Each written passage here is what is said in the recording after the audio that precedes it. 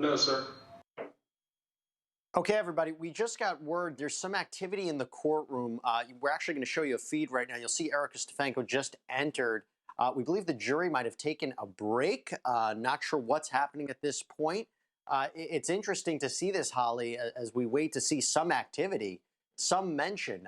We had talked about earlier, do they come back with a verdict today, before the long weekend, before the long holiday?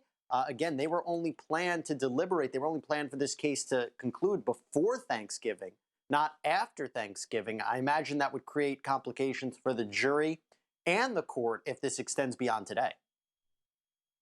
Yes, it would, and I think we've seen so many times, especially in this post-coronavirus legal world, that a lot of issues are arising in these virtual trials that are being broadcasted online. That we've got a lot of these jurors talking to their family members about the case, and that can result in a mistrial. So I would, if I were the judge, I would really want to do everything I could to encourage the jurors to reach a decision by whatever time tonight they need to do, because we've got a real big problem with a possible mistrial and juror misconduct in going to Thanksgiving break with their family members, and inevitably it's going to come up. I mean, this is the trial that's being broadcasted across the country and the world right now.